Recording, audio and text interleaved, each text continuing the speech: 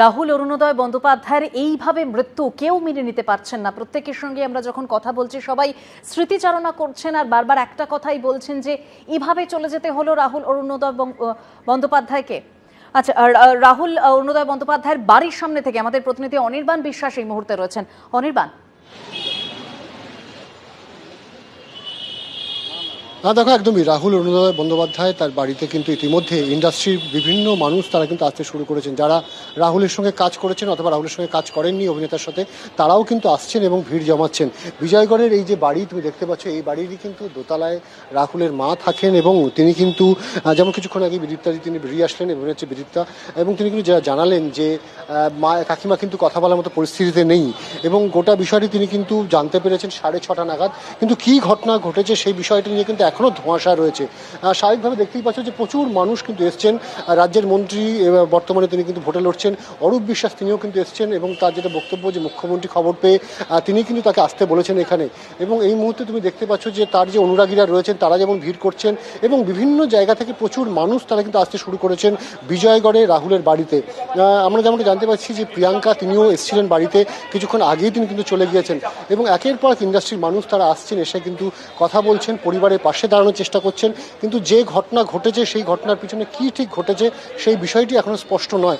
স্বাভাবিকভাবেই কিন্তু তাদের সবার মধ্যে কিন্তু ধোঁয়াশা রয়েছে। আমরা দেখতে পাচ্ছি অরূপ বিশ্বাস থেকে শুরু করে স্থানীয় যারা কাউন্সিলর রয়েছেন তারা কিন্তু এখানে বসে রয়েছেন। আমরা একবার কথা বলবো তার সাথে। অরূপদা, আপনি এখানে উপস্থিত হয়েছেন, আপনি যেমনটা কিছুক্ষণ আগে জানাচ্ছেন যে মুখ্যমন্ত্রী আপনাকে এখানে আসতে বলেছেন, কি বার্তা দিয়েছেন? না, তিনি গভীরভাবে শোকাহত এবং তিনি শোক প্রকাশ করেছেন, সমবেদনা জানিয়েছেন। পরিবারের পাশে আমাদের সকলকে থাকার জন্য তিনি নির্দেশ দিয়েছেন এবং বলেছেন যা যা প্রয়োজনীয় ব্যবস্থা গ্রহণ করা তিনি প্রশাসনকে বলেছেন, প্রশাসন সেইভাবেই কাজ করবে। কি ঘটনা ঘটেছিল কিছু জানতে পেরেছেন এখন মুহূর্তে এখনো আমরা কিছু এখন অনেকে অনেক রকম কথা বলছেন। স্পটে যারা আছে যতক্ষণ না তাদের সঙ্গে কথা বলা যাচ্ছে ততক্ষণ এই বিষয়ে কিছু মন্তব্য করাটা ঠিক হবে। আমরা কথা বললাম অরূপ বিশ্বাসের সঙ্গে। মুখ্যমন্ত্রীর নির্দেশে তিনি কিন্তু এখানে পৌঁছেছেন এবং দেখতেই পাচ্ছি যে এখানে কিন্তু বিভিন্ন স্তরের মানুষ তারা কিন্তু আসতে শুরু করেছেন এবং রাস্তার ওপারেও কিন্তু আমরা দেখতে পাচ্ছি রাহুলের যারা অনুগামী রয়েছেন তারাও কিন্তু আসছেন। ইন্ডাস্ট্রির বিভিন্ন মানুষ তারা কিন্তু ভিড় করতে শুরু করেছেন। কিন্তু সবার প্রশ্ন একটাই যে কী ঘটে গেল এমন যেখানে এরকম অকালে রাহুলকে চলে যেতে হলো। আমরা একবার দেখতেই পাচ্ছ যে বিভিন্ন মানুষ তারা কিন্তু আসছেন, বিভিন্ন সেলিব্রিটিরা আসছেন এবং প্রত্যেকে কিন্তু পরিবারের পাশে দাঁড়ানোর জন্য চেষ্টা করছেন। এবং এই মুহূর্তে কিন্তু আমরা একবার কথা বলবার চেষ্টা করবো দিদির সাথে। দিদি, আপনি বাড়িতে গিয়েছিলেন, কি কি কি পরিস্থিতি, কাকিমা কি বলছেন? কাকিমা কিছু বলার অবস্থায় নেই। কাকিমা কিছু বলার অবস্থায় কি থাকার কথা বলুন, লাভ নেই। আপনারা কখন জানতে পারলেন, আপনি কখন জানতে পেরেছেন? 6টা 6:30 6:30 এরমই, আমার এক্স্যাক্ট মনে নেই। আমার দিদি বিদীপ্তাই খবর দিল। ও ট্রেনে একা ফিরছে অনেক দূর থেকে, তো ও প্যানিক করছে একা একা। কি বলবো বলুন, বিশ্বাস করাই বিশ্বাসই তো এখনো বিশ্বাস করতে পারছি না। এই বাড়ির ছাদে ওর পাশে বসে ওর বিয়ে দিয়েছি, রাহুল প্রিয়াঙ্কার। কি বলবো বলুন, কিছু বলার নেই।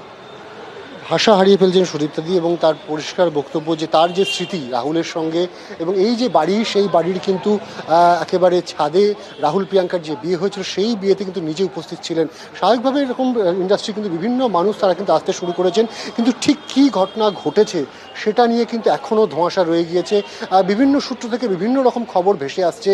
স্বাভাবিকভাবে কিন্তু এই মুহূর্তে কিন্তু আমরা যেটা দেখতে পাচ্ছি যে এই বাড়ির যে সে বাড়িতে কিন্তু আত্মীয় স্বজন তারাও কিন্তু আসতে শুরু করেছেন। রাহুলের মা তিনি কিন্তু রয়েছেন, তিনি যথেষ্ট বয়স হয়েছে তার। স্বাভাবিকভাবে পুত্র হারানোর যে শোক, সেই শোককে কিন্তু এই মুহূর্তে তিনি শোকের মধ্যে রয়েছেন এবং তারা যারা